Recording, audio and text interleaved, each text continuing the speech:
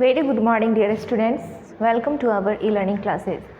This is your commerce class, and in the previous class we studied the unit 3, business services 3, and we know about banking and the functions of banking, main functions of banking, subsidiary functions of banking, and the many services which are provided by bank. Okay, so today we will study e-banking. Okay, so what is e-banking? First we know the banking. E-banking means, okay,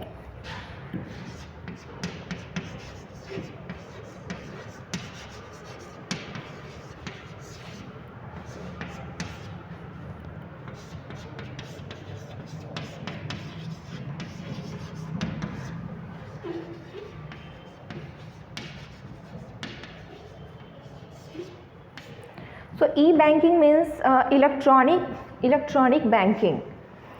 In this type of banking, transactions are done through the electronic equipment. Okay, so इसमें क्या होता है ई banking में कि हम अगर transaction कर रहे हैं एक वन बैंक से अदर बैंक में हम कोई मनी ट्रांजेक्शन कर रहे हैं तो उसमें हम क्या करते हैं, इलेक्ट्रॉनिक इक्विपमेंट हम यूज़ करते हैं, इंटरनेट यूज़ करते हैं. ओके,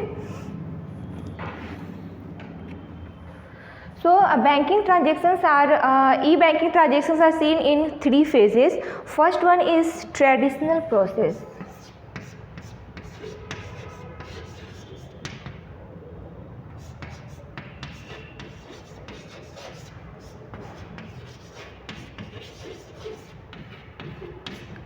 ट्रेडिशनल प्रोसेस में क्या होता है कि पहले क्या होता था कि अगर हम बैंक में जाते तो बैंक में जो ट्रांजैक्शन होती थी, जो भी अमाउंट की लेन देन होती थी, तो उसका एक लेज़र बनता था, उस ट्रांजैक्शन का, उस अकाउंट का एक लेज़र तैयार होता था, उसमें सारी एंट्रीज होती थी in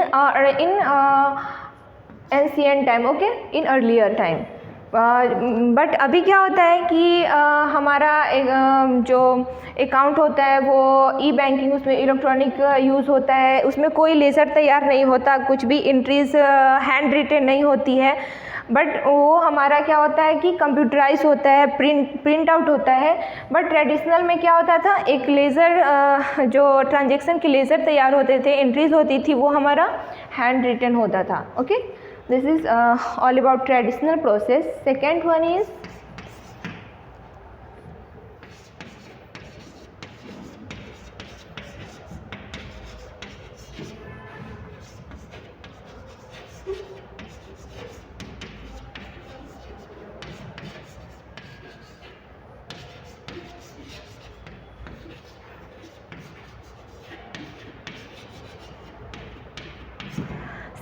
connecting computers through network.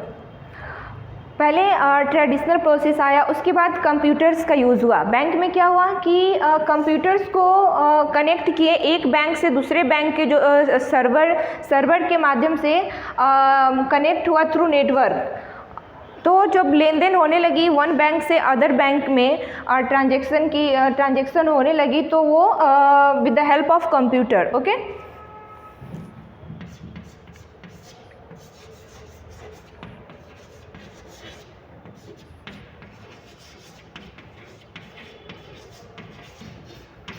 And the third one is using internet. But nowadays क्या होता है, अभी के समय में क्या हो रहा है कि इंटरनेट यूज़ हो रहा है. कुछ हर चीज़ हम विदाउट इंटरनेट यूज़ हम कुछ ट्रांजेक्शन भी नहीं हो सकता. आप अभी क्या है कि आप मोबाइल बैंकिंग यूज़ करते हैं, अब बहुत तरह के ट्रांजेक्शन है जो आप यूज़ कर रहे हो with the help of internet. यहाँ क्या है कि कनेक्टिंग, सेकेंड वन आपने जाना कि कनेक्टिंग कंप्यूटर्स थ्रू नेटवर्क. यहाँ हमने कंप्यूटर को कनेक्ट किया नेटवर्क से, बट यहाँ अभी क्या है कि कंप्यूटर को हम कनेक्ट करते हैं इंटरनेट से. इंटरनेट कनेक्ट करके हम मनी ट्रांसफ़र कर रहे हैं, या कोई भी तरह के हम बैंक से रिलेटेड डेटा है, आपने कोई ट्रांजैक्शन किया हो, या बैंक में हम लोन लेते हैं तो लोन से रिलेटेड आपने मनी डिपॉजिट किया हो या आपने बैंक से ओवरड्राफ्ट लिया हो, कोई भी तरह की बैंक की जो सर्विसेज हमने जो फैसिलिटी लिया है, वो क्या होता है कि with the use of internet उसका डेटा तैयार होता है बैंक में। Okay, so first one is traditional process, second is connecting computers through network, and third is using internet.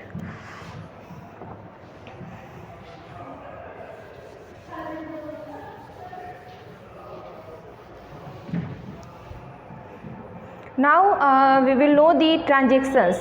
There are two types of transactions. First one is financial transaction and second one is non-financial transaction.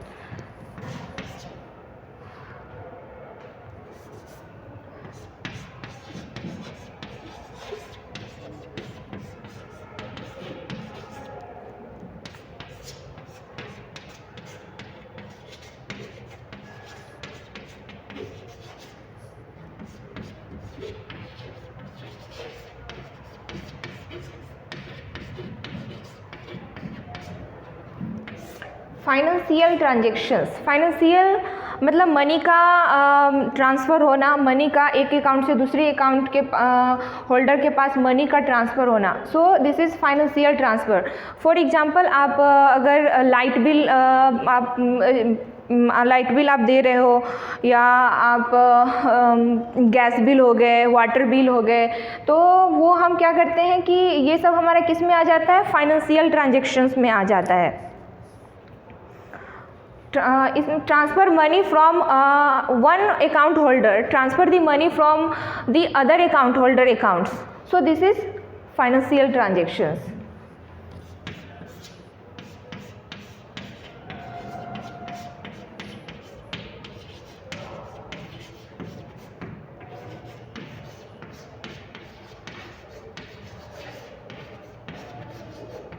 Second one is non financial transaction. Non financial transaction में क्या होता है कि इसमें money का transfer नहीं होता। इसमें हम एक अकाउंट से दूसरे अकाउंट होल्डर के पास मनी ट्रांसफ़र नहीं करते हैं। इसमें होता है कि बैंक से आप कोई भी बैंक का स्टेटमेंट ले रहे हो, आप चेक बुक के लिए रिक्वेस्ट कर रहे हो बैंक में, या आप अदर कोई भी आप एक ओपन अकाउंट खुलवा रहे हो आप बैंक में, या किसी भी तरह का आप बैंक से ओनली मनी ट्रांजेक्शन छोड़ के आप कोई भी तरह के अदर काम कर रहे हो, तो वो हमारा नॉन फाइनेंशियल ट्रांजेक्शन्स में आ जाता है, जो कि मनी डायरेक्ट मनी से रिलेटेड नहीं होता है।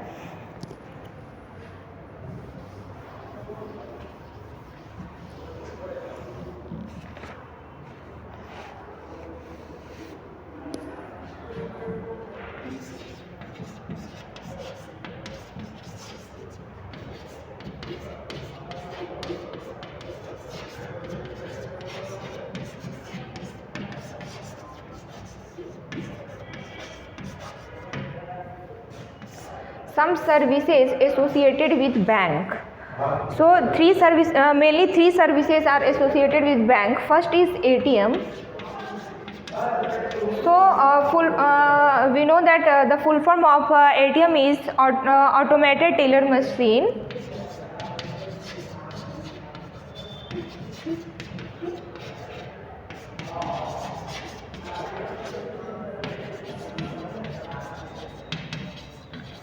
एटीएम के बारे में हम सभी जानते हैं। एटीएम अभी आप भी यूज़ करते होगे, हम भी यूज़ करते हैं। सो एटीएम का क्या है कि अगर आप कहीं भी जा रहे हैं, आपके पास एटीएम है, ये एटीएम कार्ड है, तो आप कहीं भी किसी भी बैंक से किसी भी बैंक का एटीएम हो तो आप दूसरे बैंक का भी एटीएम यूज़ कर सकते हो। अगर फॉर एग्जांपल अगर आपकी एसबीआई की एटीएम है, तो अगर आपको पैसे निकालने हैं, आप बाहर कहीं जा रहे हो, तो ज़रूरी नहीं है कि हम उस एसबीआई एटीएम को एसबीआई एटीएम से ही मनी हम वहाँ से ही हम मनी निकाल सकते हैं। आप अदर बैंक की एटीएम है, अगर सेंट्रल बैंक की है, बैंक ऑफ बड़ौदा है, जो भी है, तो आप वहाँ से भी आप पैसे आप निकाल सकते हो। बट वहाँ पे एक क्या है कि वहाँ पे आपको उसके बदले में कुछ चार्जेस देने पड़ेंगे।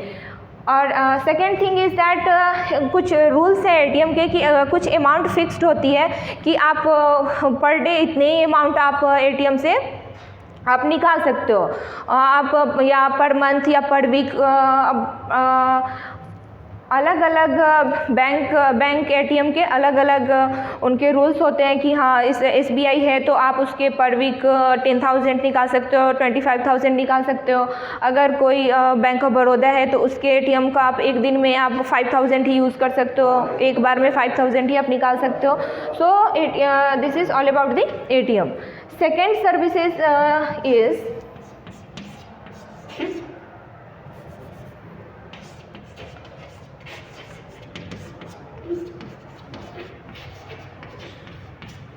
Second is credit card. What is a credit card? Credit card में क्या होता है कि अब अगर आप ये कोई भी व्यक्ति क्रेडिट कार्ड आप भी इशू कर सकते हो, बैंक में क्रेडिट कार्ड आपको भी मिल सकता है। बट इसमें क्या है, एक विशेष बात ये होती है कि अगर आपके अकाउंट में आपको जितने रुपए की ज़रूरत है उतने रुपए नहीं है तो आप वहाँ पर क्या होगा कि आप उससे ज़्यादा मनी यूज़ कर सकते हो। अगर आप शॉपिंग के लिए जा रहे हो, आपको कुछ परचेज़ करना है तो आप वहाँ पे आपके पास 40,000 रुपीज़ है बट आपको 50,000 की ज़रूरत है तो वहाँ पे आप 50,000 ले सकते हो। बट तभी ले सकते हो जब आपकी क्रेडिट बैंक में अच्छी हो, आपने समय पे डेब्ट को जमा किया हो, आपने जितने भी पैसे कभी लिए हो तो उसे समय पर आपने चुकाया हो, तो आपकी क्रेडिट अच्छी है तभी आपको वहाँ क्रेडिट कार्ड इशू जब होगी तो आपको एक्स्ट्रा अमाउंट तभी मिलेगा जब आपकी क्रेडिट अच्छी होगी। Third one is debit card.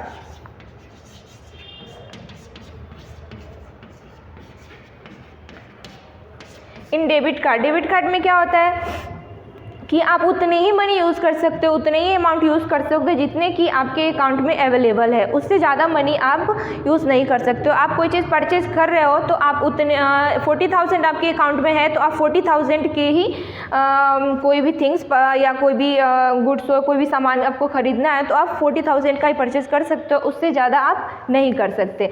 सो यही डिफरेंस है क्रेडिट कार्ड डेबिट कार्ड में कि जितने अमाउंट अवेलेबल है उतने ही यूज़ करना है। इसमें आपकी अगर क्रेडिट अच्छी है तो आप उससे ज़्यादा अमाउंट आप निकाल सकते हो। Okay, so in the next class we study the unit 4। Okay, thank you.